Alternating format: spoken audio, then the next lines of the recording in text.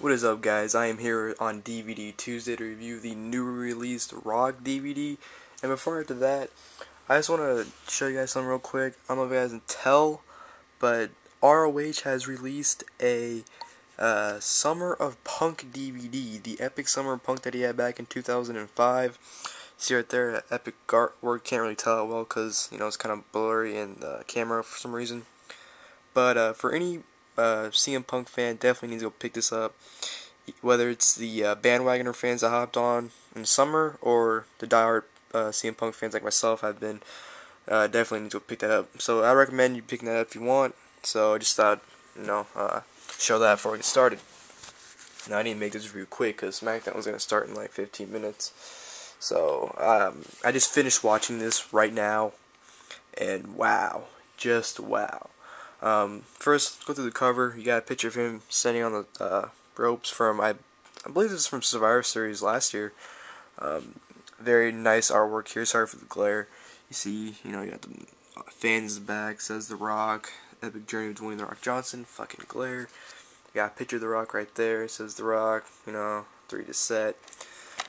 You see in the back, you got him posing. You got pictures of The Rock right there at People's Elbow, WrestleMania 27, and his return at Survivor Series, I believe. This DVD, TV 14, as you can tell, you guys back here. Finally, The Rock has come back to WWE, and finally, The Rock's story is being told in its entirety. From growing up in a sports entertainment family to playing Division I NCAA football at the University of Miami to becoming a third-generation superstar and the biggest and most electrifying entertainer in history to conquering Hollywood and returning to WWE. The epic journey of Dwayne The Rock Johnson covers it all, packed with brand new exclusive interviews with the Great One as well as his parents, Mr. McMahon, Triple H, Mick Foley, Chris Jericho, John Cena, CM Punk, and more. This 2-hour documentary traces the amazing story of The Rock. 3-disc DVD set is also packed with a selection of career-spanning matches and promos, some never before released on DVD. The Rock's journey comes to full circle, and now fans everywhere can relive it, including 11 amazing matches, including the historic bouts with Stone Cold Steve Austin, Triple H, Mankind, Brock Lesnar, and more.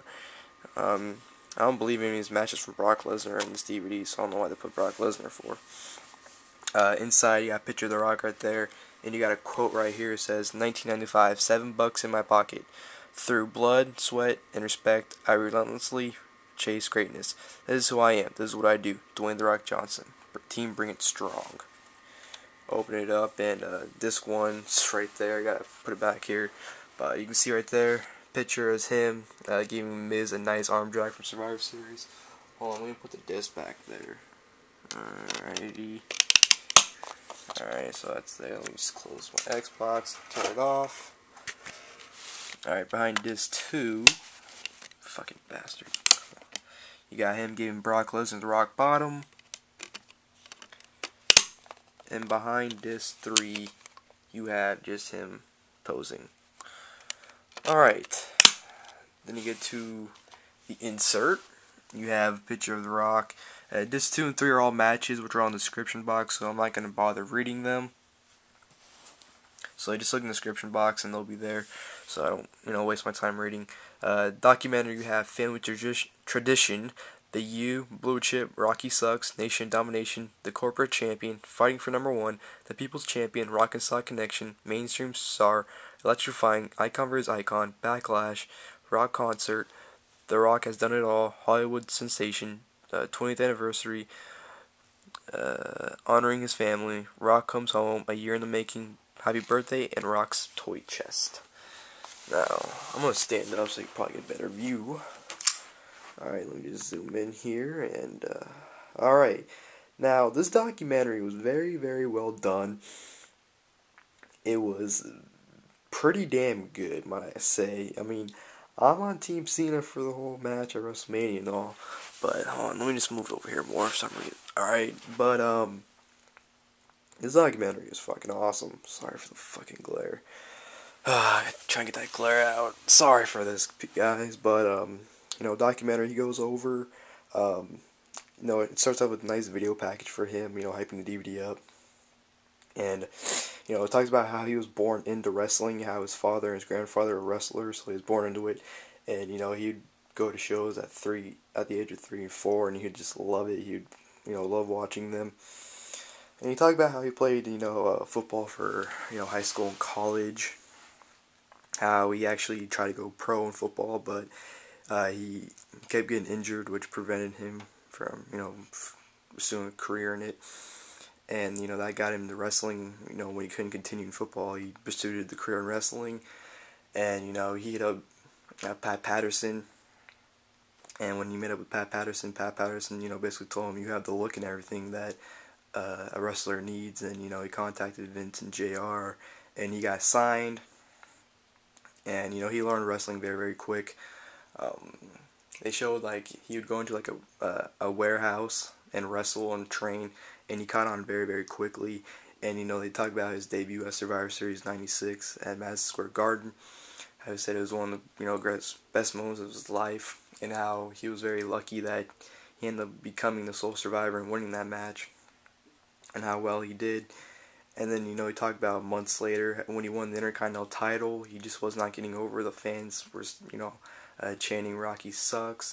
He wasn't getting over at all. Fans were getting sick of him quickly, and that they basically didn't want to see him. They basically got tired of him. And The Rock, he got injured for the summer, and when he came back, JR told him that he was going to be joining the Nation Domination and turned heel.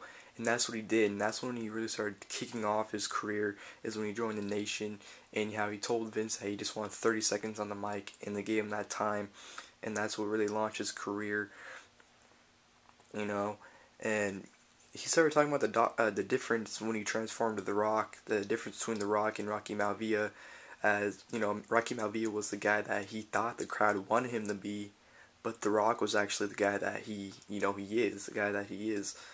He wanted to be. And he talked about when he took over the Nation Domination from Farouk, Ron Simmons, how he wasn't supposed to be the leader. Farouk was the leader, but he always acted like he was the leader. Then eventually, they kicked Farouk out of the group basically, and The Rock took over, which that's really basically took off his career, and he became a megastar. And talk about his feud with Triple H for a little bit, not the main feud, but when they were both mid-carders, basically. Talk about that feud, how they were great. They talk about the ladder match they had, which they believe their ladder match had a new whole perspective on guys like them, because them being two big guys doing high-flying moves in that match and everything, they really thought they had a new perspective on guys like them. And he talked about, forming an alliance with the McMahons when, what was it? I think it wasn't Mick Foley, was it? Yeah, Survivor Series 98, I believe. Survivor Series 98, when he won the title from, he didn't win the title, but he won the vacant title from Mankind. And, because McMahon screwed Mankind at the time. And, he joined the alliance with them. And he talked about his feud with Mick Foley, how he believed the feud with Mick Foley is probably one of the greatest feuds of all time, and that every feud should be like their feud. And of course, they talked about their I Quit match, which, obviously that match was awesome. Then he talked about how him and Austin wanted to be number one at the same exact time, how there was one spot left, or one number one spot, and they both wanted it, and they both tried to outdo each other to get it. And, obviously Austin took that spot, but, they talked about the WrestleMania 15 match, which everyone thought that was an awesome match on here. They talked about The Rock's charisma, how when he was a heel, he used his charisma to basically get the fans to not hate him. They couldn't hate this guy because of how good his charisma was, which, it's kind of hard to argue. I mean, his mic skills are freaking awesome, especially when he does jokes and everything. They talk about The Rock's look, how he always had nice shoes and nice pants and nice shirts and nice sunglasses, how, the eyebrow, basically defined him. And, talk about how finally The Rock came back. He started doing that to every show to get him over. Talk about Rock's personality, how he's really a funny guy and everything. Talk about how SmackDown was The Rock's show. talked about Rock and Sock Connection, how they were a team no one would think would become a team, basically. Talked about his feud with Triple H in 2000, how when Austin was out, those are the two guys. Rock was the number one face and Triple H was the number one heel at the time. They thought they worked freaking phenomenal together. Talked about Rock in the media when Rock started getting all the media and everything, and he started becoming a huge megastar in media. Talked about his feud with Austin in 2001.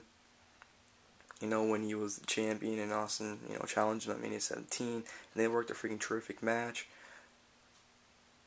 They also talked about the Scorpion King, which was Rock's first leading movie role. They talked about how Rock and Jericho verbally assaulted Steph, Shane, and Booker, how him and Jericho went off on them, which was freaking hilarious. They talked about Rock's comedy, how funny of a guy he was, and they talked about when Hogan came back at Wrestlemania 18, they had a match as Icon versus Icon, and everyone was on freaking Hogan's side that day. And then, The Rock talked about how WWE was his home. He was trying to get over it because, at this time in 2002, all the fans started turning on him because he kept leaving and coming back. And he got to the point where he's like, you know what, I don't care what the fans think of me. I know this is my home, and that's the way it's going to be. And, the fans turned on him, and he was kind of mad, but he's like, whatever. And then we came back in 2003 with this Hollywood gimmick, how he used to be like this Hollywood shot, he's sarcastic all the time. And, he talked about the Rock concert in Sacramento. Yeah, come on. Talked about how he kept laughing during that. He couldn't help but laugh when he was singing that song, which you can't blame him. Talk about beating Austin finally at WrestleMania 19.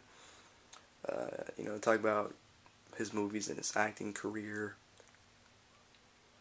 Talk about returning at the Hall of Fame in 2008.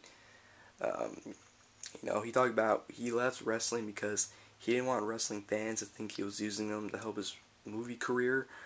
So that's why he left. He didn't want them to think that I'm using them to get further in my acting career, which is why he left. He talked about his return in 2011, feud with Cena, WrestleMania 28 announcement, and his birthday. But really good documentary. It went really in depth. Very, very good. Matches are awesome. I haven't watched them yet, but the listing looks awesome. I'm gonna watch them tonight. But this documentary is just very, very good. He talks a lot. Everything I just mentioned, he talks about it, and it's freaking awesome. Definitely recommend someone getting this and watching it. Very, very good. And this is my review. Sorry if I didn't go in depth as other reviews, but I really want people to watch these DVDs. That's why I don't go try to talk about everything. But DVD, go pick it up, and I'm gonna watch SmackDown. I'm out, guys. Thanks for watching.